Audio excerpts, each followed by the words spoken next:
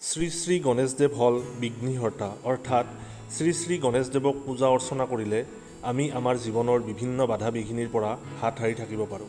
ভগৱান ভোলানাথ আৰু মাতা পাৰ্বতীৰ পুত্ৰ গণেশদেৱৰ জন্মদিনৰ দিনটোত গণেশ চতুৰ্থী হিচাপে পালন কৰা হয়।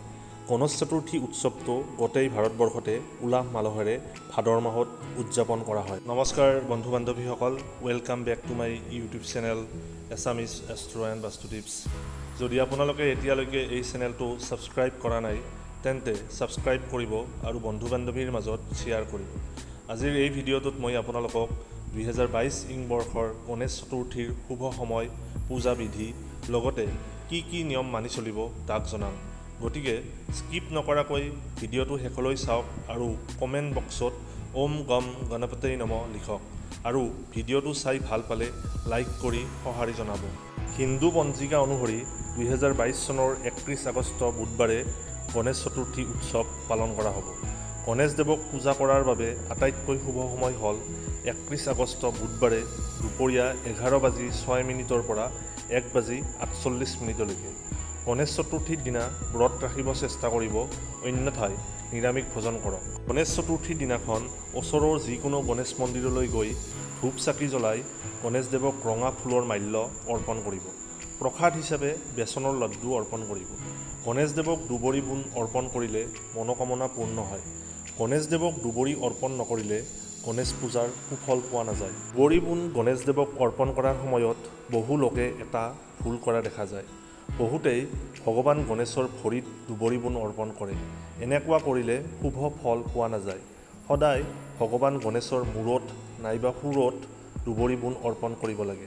5ডাল 7ডাল নাইবা 21ডাল দুবৰি বোন অৰ্পণ কৰিব লাগে আৰু প্ৰত্যেকডাল দুবৰি বোন অৰ্পণ কৰাৰ সময়ত ইদং দুৰ্বাদলং ওম গম গণপতয়ে নমঃ এই মন্ত্ৰটো জপ কৰিব লাগে।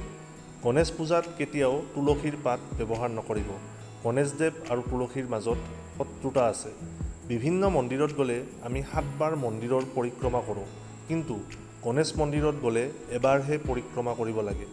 আৰু এটা খুব দৰকাৰী কথা হ'ল ভগৱান গণেশৰ পিঠি দৰ্শন কৰিব নালাগে, কিয়নো তেওঁৰ পিঠি দৰ্শন কৰিলে জীৱনলৈ দৰিদ্ৰতা আহে।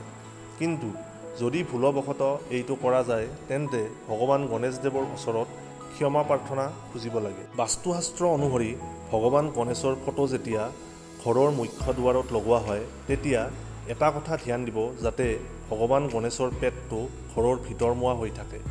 গণেশদেৱক পূজা কৰাৰ সময়ত তেওঁৰ পৰিয়ালৰো পূজা কৰিব লাগে। গণেশদেৱৰ পত্নী ঋদ্ধি আৰু সিদ্ধি আৰু পুত্ৰ শুভ আৰু লাভৰ পূজা কৰিব লাগে। গণেশদেৱৰ বাহন এন্দুৰৰ পূজা কৰাটোও প্ৰয়োজনীয়। তেতিয়া ভগৱান গণেশ অতি সোনকালে সন্তুষ্ট হয়। গণেশদেৱৰ পূজাত বগা চন্দন ব্যৱহাৰ নকৰিব, কেৱল ৰঙা চন্দন ব্যৱহাৰ কৰিব। গণেশ পূজাৰ সময়ত ক'লা নাইবা নীলা বস্ত্ৰ ধাৰণ কৰিব নালাগে। ভগৱান গণেশৰ কৃপা আপোনাৰ পৰিয়ালৰ সকলোৰে শিৰত চিৰ প্ৰবাহিত হওক। ধন্যবাদ।